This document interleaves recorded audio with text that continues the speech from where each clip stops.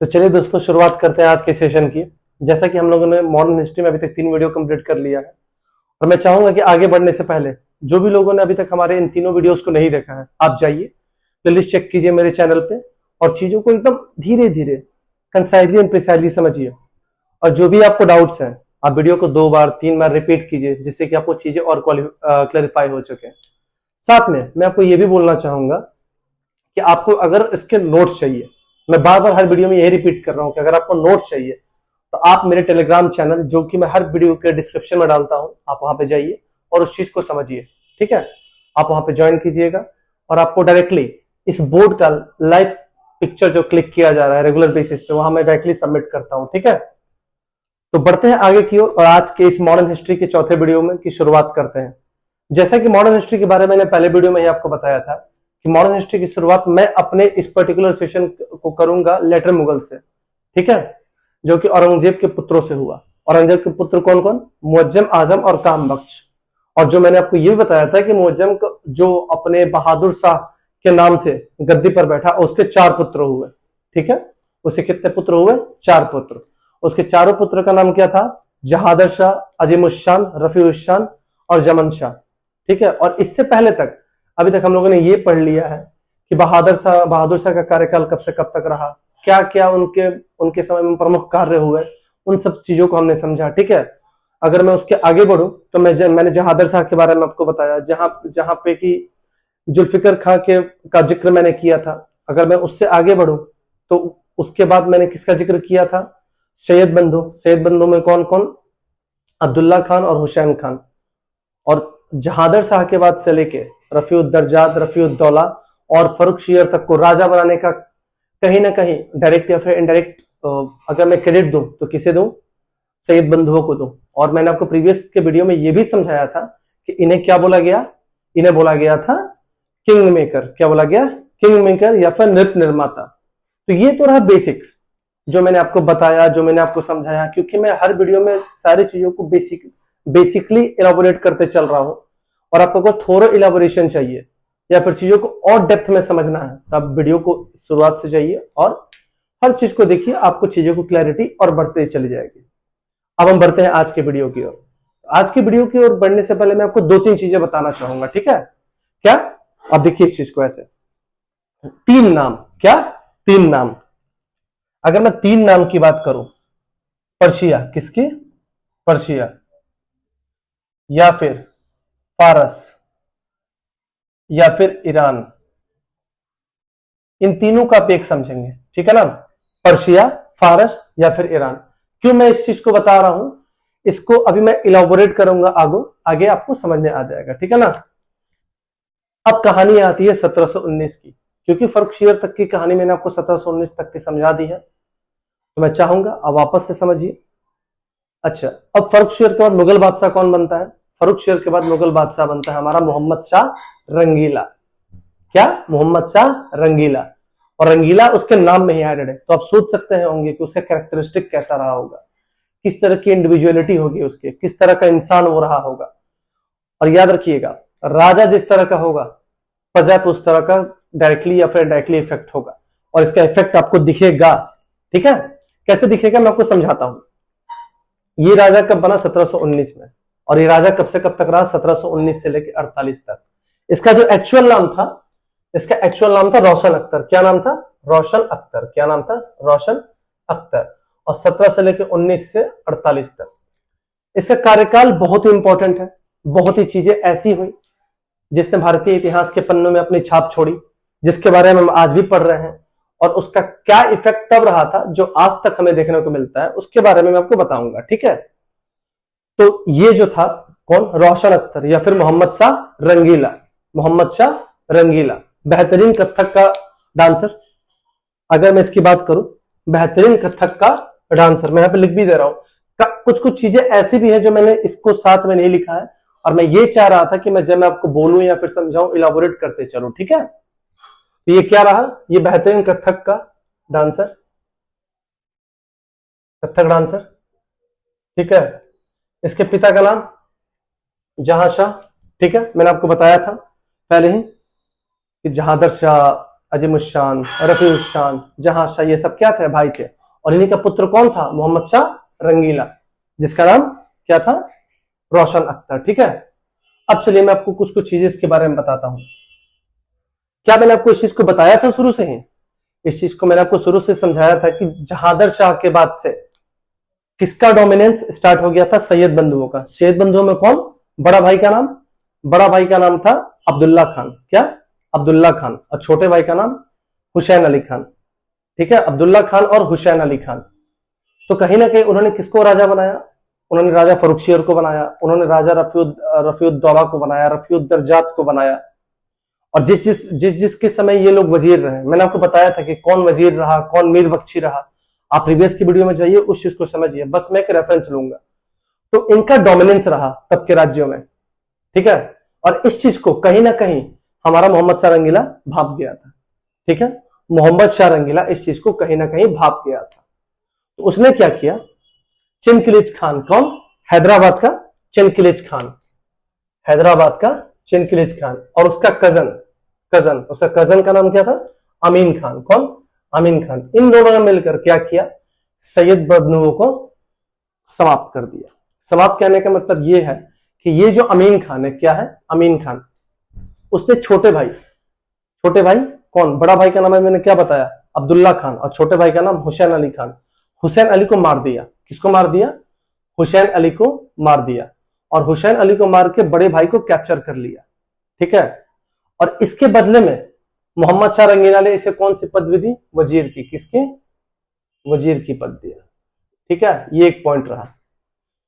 तो आपसे अगर ये पूछा जाता है, ये क्वेश्चन जनरली पूछा गया है, और अगर आप क्वेश्चन बैंक को उठाइएगा तो आपको ये क्वेश्चन देखने को मिलेगा कि कुछ मुगल बादशाह के कार्यकाल में सैयद बंधुओं को समाप्त कर दिया गया, या फिर सैयद बंधुओं को डोमिनेंस को खत्म कर दिया गया। तो इसका आंसर क्या होगा? मोहम्मद शाह रंगीला। ठीक है, ये एक पॉइंट रहा। लेकिन कहानी में, भारत के इतिहास में सिर्फ सैयद बंधुओं की समाप्ति तक ही इस मोहम्मद शाह के कार्यकाल के बारे में बातें नहीं हुई हैं। बात यहां पे कहीं ना कहीं ईरान, पर्शिया या फिर फारस में भी हुआ था। 1736 में ईरान, फारस या फिर पर्शिया में कौन पावर में आता है? तो वो आता है हमारा नादिर शाह। कौन? नादिर शाह। कौन आता है? नादिर शाह। ठीक है, नादिर शाह।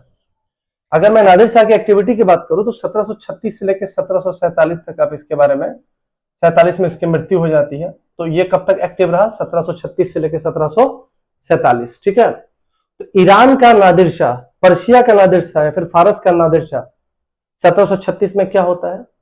वहां पे प्रोमिनेंट बनता है। वहां पे अफगानों को बाहर निकालता है और ईरान को कैप्चर करता है। ठीक है, और क्योंकि ये एक भेड़ चराने वाले का पुत्र था, जिसे इंग्लिश में हम शेफर्ड भी बोलते हैं, तो इसने फर्स्ट यानी कि 0 से लेके और टॉप लेवल तक का अचीवमेंट अपने लाइफ में किया।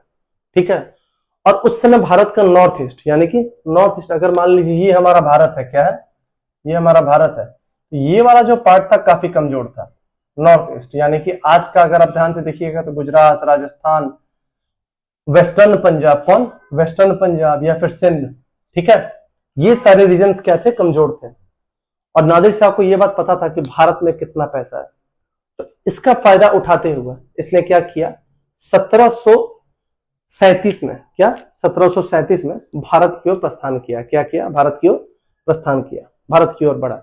लेकिन यह मत समझिएगा कि यह अपने मन से आ गया था। इसको बुलाने वाले लोग कौन थे? मैं आपको दिखाता हूं। इसको बुलाने वाले कौन थे? शाह आदत खान। कौन? शाह आदत खान और चिनकिलिच खान। कौन? शाह आदत खान और चिनकिलिच खान। इन्होंने क्या किया था? नादिर शाह को निमंत्रण दिया था भारत में आने के लिए। ठीक है, अगर मैं शाह आदत खान की बात करूं तो इसे बुरहान उल मुल्क की भी उपाधि दी गई थी। बुरहान उल मुल्क की उपाधि दी गई थी। ठीक है, बुरहान उल मुल्क की उपाधि दी गई थी। किसने दिया था? मोहम्मद शाह रंगीला ने ही दिया था। ठीक है, तो इस शहादत खान और चिनकिलिच खान ने मिलकर ईरान के नादिर शाह को भारत में आने का निमंत्रण दिया था, और ना कि सिर्फ निमंत्रण दिया था, आक्रमण करने तक का निमंत्रण दिया था। ठीक है, अब ये मैं बार बार नादिर शाह ईरान ईरान क्यों रिपीट कर रहा हूं? क्योंकि एनटीपीसी 2021 के प्री के स्क्रिप्ट में क्वेश्चन पूछा गया था कि नादिर शाह कहां का रहने वाला था, नादिर शाह कहां का रहने वाला था। तो वहां पे ऑप्शन में क्या दिया था, वहां पे ऑप्शन में दे रखा था पर्शिया। क्या दे रखा था, पर्शिया। तो आपको ये चीज अपने जहन में बैठा के रखना है कि नादिर शाह रहने वाला कहां का था, ईरान का था। इसने किसको बाहर भगाया था, अफगानों को बाहर भगाया था। ठीक है, जैसे ही 1736 में ईरान को अपने कंट्रोल में लेता है, जैसे ही 1736 में ईरान को अपने कंट्रोल में लेता है, तो मोहम्मद शाह रंगीला क्या करता है, उसके कोर्ट से या फिर उसके साम्राज्य से जो मुगल के रिप्रेजेंटेटिव थे, प्रतिनिधि थे, उनको वापस बुला लेता है। क्या करता है, वापस बुला लेता है। और साथ ही इस आखिर नादिर शाह को लगा कि ऐसा हुआ क्या, इसने वापस बुला लिया, तो अपने 3 लोगों को इसने क्या किया, ईरान से भेजा भारत में। ठीक है, लेकिन इस 3 में से एक को इस मोहम्मद शाह रंगीला ने कैप्चर कर लिया। ठीक है, यहां पे 2 पॉइंट हो गया। नादिर शाह को एक तो पहले ही भारत का लालच था, दूसरा इसको शहादत खां और चिनकिल्स खान ने क्या किया, निमंत्रण दे दिया। और तीसरा बात क्या हुआ कि इसके 3 में से एक लोग जो कि कहां गए थे, भारत में, उसको क्या किया, इसने कैप्चर कर लिया।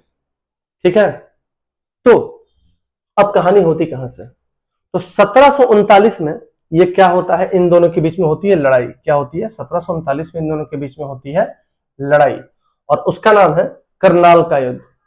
भारतीय इतिहास में पूछा जाने वाला सबसे बेहतरीन प्रश्न, अगर आधुनिक भारत से देखा जाए, बहुत ही बार मल्टीपल टाइम्स आप क्वेश्चन को रिपीट होते देखिएगा कि करनाल का युद्ध कब हुआ, किसके किसके बीच में हुआ, उस समय मुगल शासक कौन रहा, नादिर शाह कौन था, किस देश का रहने वाला था। ठीक है, इन सब चीजों को आप बड़े ध्यान से सुनिएगा और यहां से क्वेश्चन आता है। ठीक है, अब बढ़ते हैं आगे की ओर। 1739 में करनाल को इसने क्या किया, 1739 में दिल्ली को लूटा। नादिर शाह ने भारत में आक्रमण किया, 1739 में दिल्ली को लूटा। ठीक है, आपको ये 2 बात समझनी है। तीसरी बात क्या हुई थी, लूटने के बाद, मतलब भारत में जब ये आ गया, भारत को लूटा, तो नादिर शाह और इसके बीच में क्या होता है, संधि। क्या होता है, संधि। संधि में क्या है कि 25 करोड़ रुपए आपको देने हैं, किसे, नादिर शाह को। कौन देगा, मोहम्मद शाह रंगीला। साथ में ही उत्तरी पश्चिमी प्रांत, क्या, भारत का उत्तरी पश्चिमी प्रांत या फिर ट्रांस में सिंधु, ट्रांस सिंधु एरिया, यानी कि सिंधु के उस पार वाले एरिया क्या हुआ, इसे दे दिए गए। या फिर यह मैं बोलूंगा कि मोहम्मद शाह रंगीला हार गया। जैसे में कौन कौन सा एरिया, सिंध हो गया, आपको वेस्टर्न पंजाब हो गया, काबुल हो गया, ये सब एरिया क्या हो गया, कौन जीत लिया, मोहम्मद शाह रंगीला।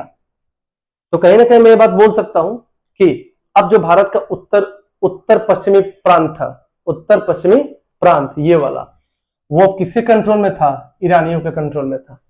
ठीक है, ये तो बात रही 2 चीज। और जब तक इस 25 करोड़ रुपए नहीं दिए गए, मतलब ये जो 25 करोड़ रुपए जब तक पूरे पेमेंट नहीं किए गए, किसे, नादिर शाह को, तब तक भयंकर लूटमार, लोगों की हत्या की गई, किसके द्वारा, नादिर शाह के द्वारा। ठीक है, अब आगे की ओर बढ़ते हैं। इसी मोहम्मद शाह रंगीला के कार्यकाल में क्या हुआ, इसी मोहम्मद शाह के रंगीला के कार्यकाल में हुआ ऑटोनोमस स्टेट का इमरजेंस, यानी कि स्वतंत्र राज्य, स्वतंत्र ऐसे राज्य जो कि अपने आप को मुगलों से अलग कर लिया जिन्होंने। ठीक है, मुगलों से राज्य जिन्होंने अलग कर लिया, यानी कि एक तरह से मैं यह कह सकता हूं कि decentralisation of the Mughal India, decentralisation of the Mughal India, विकेंद्रीकरण भारत उस समय के मुगलों का, या फिर वो भारत जो मुगलों के कंट्रोल में था। यहां पे क्या हुआ कि अलग अलग स्टेट थे जिन्होंने अपने आप को क्या किया, मुगल से सेपरेट कर लिया। वो कौन कौन थे, इनका नाम याद रखना जरूरी है। जैसे में दक्कन, कौन हो गया, दक्कन। दक्कन में अगर मैं जनरली बात करूं तो हैदराबाद की, किसके, हैदराबाद की। ठीक है, और इस हैदराबाद को किसने अलग कर लिया, निजामुल मुल्क ने। किसने, निजामुल मुल्क ने। वही शहादत खां जिसने नादिर शाह को भारत में आने का निमंत्रण दिया आक्रमण करने के लिए, और जिसे बुरहान उल मुल्क की भी उपाधि दी गई थी, उसने कौन से स्टेट को अलग किया, अवध को। किसने, किसको, अवध को। किसको, अवध को। और भारतीय इतिहास में विख्यात कौन, मुर्शिद कुली खान। इसने अलग किसको किया? बंगाल को। यानी कि मैं ये कह सकता हूं कि अलग अलग इंडिपेंडेंट स्टेट का इमरजेंस किसके शासन में शुरू कर दिया गया था? हमारे मुगल बादशाह मोहम्मद शाह रंगीला। तो ये तो तीसरा इंपॉर्टेंट पॉइंट होगा। अब मैं बढ़ता हूं आपको लास्ट में पॉइंट में। शाहजहां के शासनकाल में बनाया गया था मयूर सिंहासन। क्या बनाया गया था? मयूर सिंहासन, जिसे नाम दिया गया था peacock throne. Peacock throne.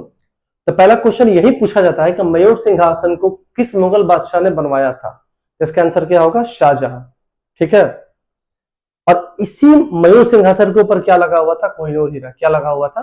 Kohinoor हीरा। 2 पॉइंट। तो ये जब नादिर शाह ने भारत पे आक्रमण किया मोहम्मद शाह रंगीला के कार्यकाल में, तो 25 करोड़ रुपए तो ले ही गया कॉम्पनसेशन में। उत्तरी पश्चिमी प्रांत जो जीते वो तो जीते ही, साथ में इसने क्या किया? कोहिनूर हीरा। क्या? कोहिनूर हीरा। और मयूर सिंहासन भी अपने साथ लेके चला गया। तो यहां से 2 क्वेश्चन। यहां से क्वेश्चन ये उठता है कि मयूर सिंहासन पर बैठने वाला सबसे अंतिम मुगल सम्राट कौन था? तो आप देख सकते हैं इसका आंसर क्या होगा? मोहम्मद शाह रंगीला। दूसरा बात, किस मुगल बादशाह के समय कोहिनूर हीरा को नादिर शाह अपने साथ लेकर चला गया? इसका भी आंसर क्या होगा? मोहम्मद शाह रंगीला। ठीक है। ये 2 पॉइंट रहा। और अगर मैं अब लास्ट पॉइंट की बात करूं, तो जैसा कि ईरान में मैंने आपको स्टार्टिंग में ही बताया था, 1736 से लेकर 1747 तक कौन प्रोमिनेंट रहा? किसकी एक्टिविटी दिखी आपको? नादिर शाह की। लेकिन नादिर शाह की मृत्यु कब हो जाती है? 1747 में। और 1747 में इसके मृत्यु के बाद ईरान देश का बागडोर किसके हाथ में आता है? ये बागडोर आता है हमारे अहमद शाह अब्दाली। कौन? अहमद शाह अब्दाली। ठीक है, अहमद शाह अब्दाली। अहमद शाह अब्दाली से भी क्वेश्चन पूछा जाता है, किस देश का रहने वाला था? तो ये भी किस देश का था? ईरान का था। पहला बात। दूसरी बात हमें यह जानना है, इस अहमद शाह अब्दाली को दुर्रे दुर्रानी भी कहते थे। क्या बोलते थे? दुर्रे दुर्रानी। दुर्रे दुर्रानी का मतलब होता था युग का मोती। कौन? युग का मोती। ये किस लिए विख्यात रहा? ये विख्यात रहा भारत में 8 बार आक्रमण करने के लिए। कितनी बार? 8 बार आक्रमण करने के लिए। और उसमें से सबसे पहला आक्रमण में किसके काल में हो गया था? मोहम्मद शाह रंगीला के काल में। ठीक है। और ये जो अहमद शाह अब्दाली रहा, इसने किस मुगल बादशाह को सबसे ज्यादा परेशान किया? मोहम्मद शाह रंगीला के बाद आने वाले अहमद शाह को। किसको? मोहम्मद शाह रंगीला के बाद आने वाले अहमद शाह को। तो इसके बारे में तो हम डिटेल्ड में किस में पढ़ेंगे? जब मैं अहमद शाह के बारे में पढ़ाऊंगा। ठीक है।